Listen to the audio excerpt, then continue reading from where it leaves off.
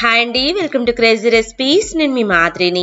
ఇవాల్టి మన tasty recipe ఏంటంటే మోస్ట్ రిక్వెస్టింగ్ వీడియో అండి. వీడియో అస్సలకి స్కిప్ చేయకుండా చూడండి. మనం పర్ఫెక్ట్ గా సోమ్ పాపడి చాలా ఈజీ టిప్స్ టెక్నిక్స్ తోటి నేను చెప్తున్నానండి. చూడండి ఎంత సాఫ్ట్ గా వస్తుందంటే మనం బయట కొనుక్కుంటాం కదా, సేమ్ టు సేమ్ అదే ఈజీగా అదే ప్రాసెస్ లో వస్తుంది. వీడియో ఒక్కటికి 2 సార్లు చూసి చేయండి, మీకు చాలా పర్ఫెక్ట్ గా వస్తుంది. ఈ రెసిపీని ఎలా తయారు చేసుకోవాలో చూసేద్దామా. ముందుగా స్టవ్ మీద ఒక బాండిని పెట్టుకోండి. దీంట్లోకి ఒక 2 స్పూన్ల నెయ్యిని యాడ్ చేసుకోండి. నెయ్యి అంతా కూడా కరిగేలాగా చూసుకోండి. ఇప్పుడు దీంట్లోకి 2 కప్పుల మైదా పిండిని యాడ్ చేసుకోండి. ఈ నేతిలో మనకి మైదా పిండి 2 నిమిషాల పాటు వేగాలండి. ఇలాగా అన్ని వైపులకి తిప్పుకుంటూ చక్కగా వేగేలాగా వేయించుకుందాము. ఇప్పుడు ఇదే మైదా పిండిలోకి మనం ఒక 2 స్పూన్ల శనగపిండిని యాడ్ చేసుకోవాలి. చూడండి, శనగపిండి కూడా వీడియోలో చూపిస్తున్నట్టుగా మైదా పిండిలోకి బాగా కలిసేలాగా కలుపుకుంటూ ఇంకొక 2 నిమిషాల పాటు వేగేలాగా చూసుకోవాలి. ఇది వేగేటప్పుడు మనకి ఒక మంచి ఫ్రాగ్రెన్స్ వచ్చిద్దండి. మరీ ఎక్కువగా వేయించాల్సిన అవసరం లేదు. శనగపిండి మైదా పిండి 2 కలిపి 3 నిమిషాల పాటు మీడియం ఫ్లేమ్ని అడ్జస్ట్ చేసుకొని ఫ్రై చేసుకోండి, సరిపోతుంది. ఇప్పుడు స్టవ్ ఆఫ్ చేసేసి దీని మొత్తాన్ని కూడా వేరొక ప్లేట్లోకి పక్కన పెట్టుకుందాము. వీడియోలో చూపిస్తున్నట్టుగా ఇలాగా కొంచెం పూర్తిగా చల్లారేలాగా చూసుకోండి. ఈలోపు మనం ఏం చేద్దామంటే పిండి మొత్తాన్ని కూడా వీడియోలో చూపిస్తున్నట్టుగా జల్లెడ పట్టుకోవాలండి. ఉండలు మాత్రం ఎక్కడా లేకుండా చూసుకోండి. ఈ పాయింట్ ని మాత్రం మీరు ఖచ్చితంగా ఫాలో అవ్వాలి. మనం ఇది జల్లెడ పట్టుకొని ఓ పక్కన పెట్టుకుందాము. నెక్స్ట్ స్టవ్ మీద వెడల్పాటి నాన్ స్టిక్ ప్యాన్ ని పెట్టుకోండి. నాన్ స్టిక్ ప్యాన్ పెట్టుకోవటం వల్ల మనకి కింద అంటుకోకుండా ఉంటుందండి. దీంట్లోకి 2 కప్పుల పంచదారని యాడ్ చేసుకోవాలి. నేను పర్ఫెక్ట్ మెజర్మెంట్ చెప్తున్నాను, ఫాలో అవ్వండి. 1/2 కప్పు వాటర్ ని కూడా వేసుకోండి.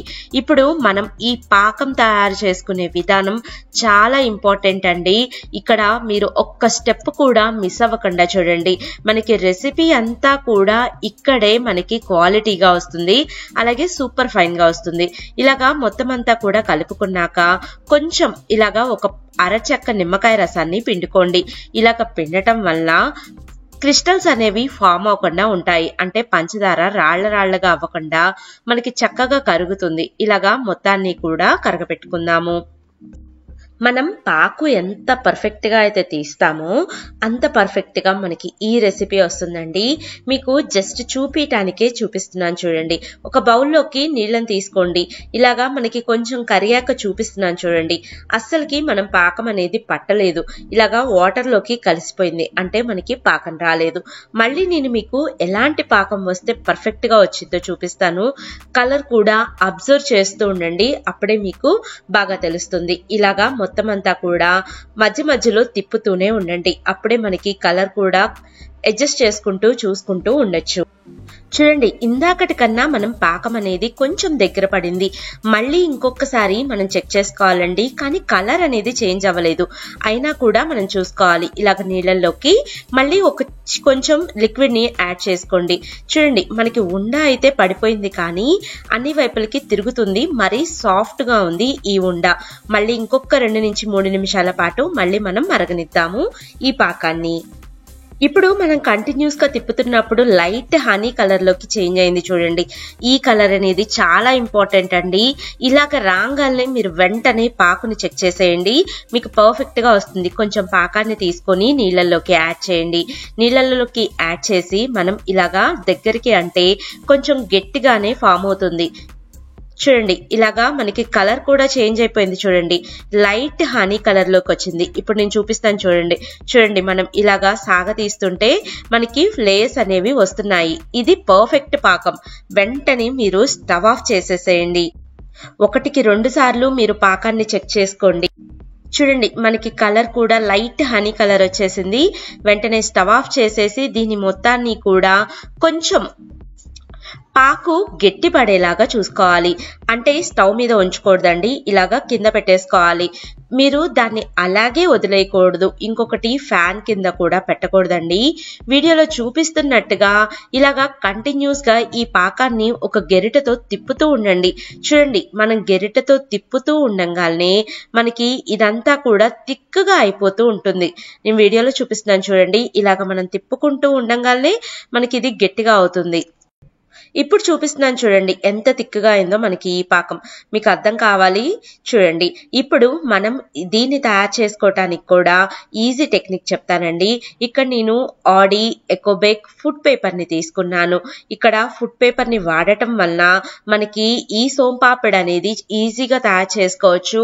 అలాగే కింద అతుక్కోదండి, అలాగే చాలా తేలిగ్గా మనం చేసుకోవచ్చు. ఎందుకంటే ఈ సోంపాపిడి తయారు చేసుకోవటానికి మిఠాయి బండి వాళ్ళు కింద బల్ల మీద పోస్తూ ఉంటారు.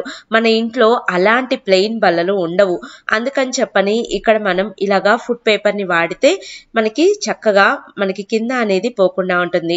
2 నిమిషాల పాటు ఇలాగా హోల్డ్ చేయండి, అటు ఇటు కదలకుండా ఉంటుంది. కరెక్ట్ గా 2 నిమిషాలేనండి, అంతకు మించి హోల్డ్ చేయాల్సిన అవసరం లేదు. చూడండి, మనకి లైట్ గా గట్టిగా అయిపోతుంది. ఇది కొంచెం వేడిగా ఉన్నప్పుడే మనం కదిలించాలండి. ఒక గెరిట సహాయంతో ముందు చేతిని పెట్టండి.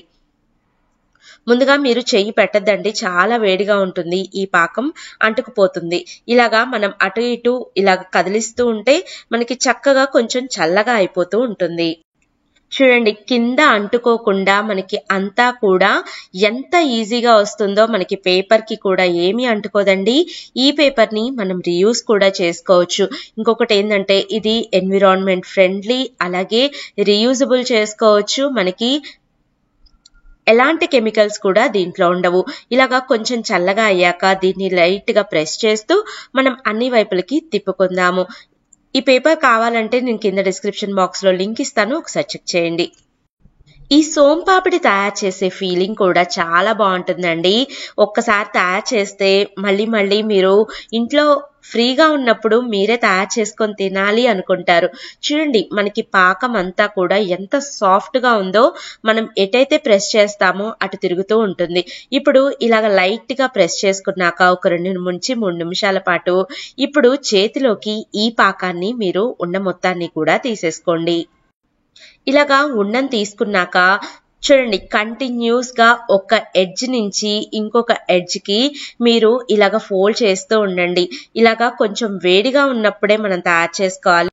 మనకి చల్లగా అయితే ఈ పాకం అనేది ఇలాగా సాగదండి. ఇలాగా కొంచెం చేతులకి తడించేసుకుంటూ మీరు చేసుకోండి, చేతులు కాలకుండా ఉంటాయి.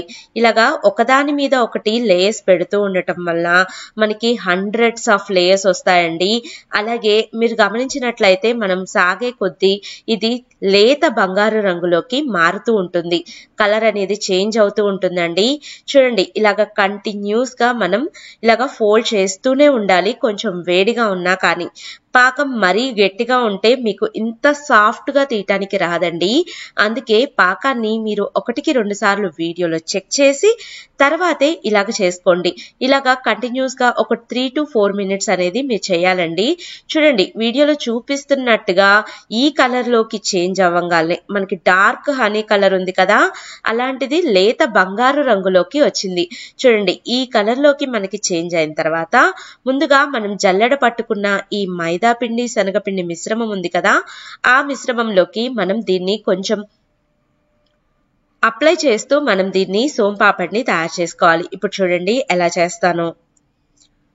ఇలాగా వీడియోలో చూపిస్తున్నట్టుగా మనం ఈ పౌడర్ అంతా కూడా ఇప్పుడు ఏదైతే మనం పౌడర్ తీసుకున్నామో ఆ పౌడర్ మొత్తం కూడా మనకి సోంపాపిడికి పట్టాలండి. అప్పుడే మనకి ఈ పాపడి పర్ఫెక్ట్ గా వస్తుంది. చూడండి, వీడియోలో చూపిస్తున్నట్టుగా ఇలాగ మొత్తం కూడా బాగా అప్లై అయ్యేలాగా అప్లై చేయండి. కొంచెం అప్లై అయ్యాక మళ్ళీ ఇందాక వీడియోలో చూపించినట్టుగా మనం ఎలాగైతే ఫోల్డ్ చేసుకున్నామో అలాగే ఫోల్డ్ చేసుకుంటూ పొరలని రాగుతూ ఉండాలి. చూడండి, వీడియోలో చూపిస్తున్నట్టుగా ఎంత బాగా వస్తున్నాయో. మళ్ళీ కూడా ఇలాగా పౌడర్ ని అప్లై చేయండి. మళ్ళీ కూడా మీరు దీన్ని లాగుతూ ఉండండి. మనం ఈ పొడిని అప్లై చేస్తున్న దాన్ని బట్టి మనకి పొరలు వస్తూ ఉంటాయండి. చూడండి, ఇందాక దాన్ని బట్టి ఇప్పుడు చూస్తే మీకు ఎంత బాగా పొరలు వస్తున్నాయో చూడండి. కొంచెం కొంచెం పౌడర్ని దాని మీదకి లాక్కుంటూ మనం పౌడర్ లాగా తయారు చేసుకున్న దాన్ని వేసేసుకుంటే చూడండి, సోంపాపిడి అనేది మనకి ఎంత బాగా రెడీ అయిందో. ఇలాగా మనం కంటిన్యూస్గా ఒక 2 to 3 minutes కష్టపడితే సరిపోతుందండి. పాపడి చక్కగా వస్తుంది. ఎంత టేస్టీగా ఉందోనండి. అలాగే ఈ పాపడ్ని మనం బయట బజార్లో కొనుక్కుంటే ఎలాగైతే షేప్ వస్తుందో ఆ షేప్లో కూడా రెడీ చేసుకుందాము. ఇంట్లో ఏదైనా టీ గ్లాస్ని తీసుకోండి. ఇలాగ పేపర్ గ్లాస్ని తీసుకోవటం వల్ల మనకి అతుక్కోకుండా వస్తుంది. ఇలాగా మొత్తం కూడా మనం గ్లాస్కి ఎంతైతే పడుతుందో అంత లైట్గా ప్రెస్ చేయండి, మరి గట్టిగా ప్రెస్ చేయొద్దు. ఇలాగ ప్రెస్ చేసేసి మనం ప్లేట్లోకి పెట్టుకుంటే చక్కటి బాటిల్ షేప్లోకి వస్తుంది. ఇలాగే మీకు ఏ షేప్ కావాలంటే ఆ షేప్ని రెడీ చేసుకోవచ్చండి. ఒక గెరిటలో పెట్టుకొనైనా కూడా మీరు ఈ పాపడ్ని రెడీ చేసుకోవచ్చు.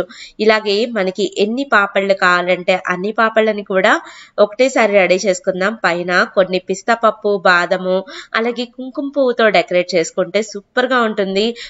ఒక్కసారి మీ చేతులతోటి మీ పిల్లలకి తయారు చేసి పెట్టండి. మీరు తయారు చేసి చూడండి, ఎంత ఇంట్రెస్టింగ్గా అనిపిస్తుందో ఈ రెసిపీ. తప్పకుండా ట్రై చేయండి. మీరు కూడా ట్రై చేసి ఎలా కుదిరిందో నాకు కింద కామెంట్ బాక్స్ లో కామెంట్ చేయటం మాత్రం అస్సలకి మర్చిపోవద్దు. చూడండి ఎంత సాఫ్ట్ గా ఉందో. ఇంతవరకు ఛానల్ ని సబ్స్క్రైబ్ చేయకపోతే సబ్స్క్రైబ్ చేయండి, గంటని యాక్టివేట్ చేయండి, కామెంట్ చేయటం మాత్రం అస్సలకి మర్చిపోవద్దు. Thank you. Bye bye.